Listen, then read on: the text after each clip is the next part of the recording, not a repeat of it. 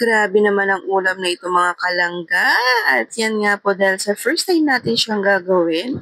Dahil sa may nagbigay sa atin ng hipon. At ito lang nga po yung available mong ingredients na nandito sa aming tahanan. Kaya bahala na kung ano ang ating mailuluto. Yan nga po mga mima. At yan nga mga kalangga. Maglalagay na tayo dyan ng naglagay ako ng konting taba at itong ating margarine dahil sa konti na lang po yung aking taba, inaluan ko siya ng margarine. Masarap margarine siya mga mi. Kaya kapag kayo ay gagawa nito mga mima at itatry nyo, margarine na inyong gamitin.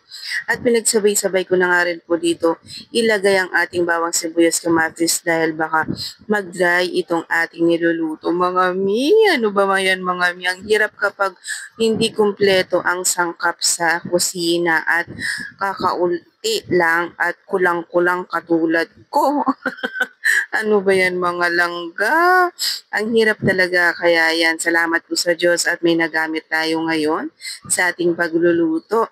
At yan nga po kapag okay na nga po itong ating kamatis ay ilagay na yung ating itlog at isabay na natin yung hipon. Yes mga mima dahil magdadry yan. Dahil nilagay na natin ang ating itlog. O diba nakikita nyo? Hinahalo natin siya mga mi. At magdadry siya pa konti-konti. Gagawin natin, tatakpan natin siya mga mi pa para magpawis siyang konti at umano yung kanyang sabaw. Yan po mga mima. Yan nga po, tatakpan natin siyang ulit dyan mga mima. Yan, nakikita nyo nga po mga kalangga at nagkaroon siya ng sabaw ng kaunti. At yan nga po mga mi, halu-haluin lang po natin para mag-ano siya mga mima. Pantay-pantay ang kanyang luto. At hindi pa nga po kasi luto itong ating hipon. Halu-haluin lang po natin at takpan. Siguro nakatatlong takip ako dyan mga mima bago maging okay itong ating niluluto. Kaya this is it. Ito ng ating sarsyadong hipon. O diba? Pwede pala siya. First time ko siyang gawin mga mi. Dahil sa kulang-kulang ngayong gamit ko dito sa aking kusina. At ito yung naisip kong gawin sa hipon na ito. Kung anong klaseng luto siya. Kaya yan, nagkaroon tayo ng sarsyadong hipon. Try nyo na mga mi. Mga kalangga, napakasarap niya. At gawin nyo po ay margarine yung iyong gamitin. Huwag masyadong marami. Yung margarine na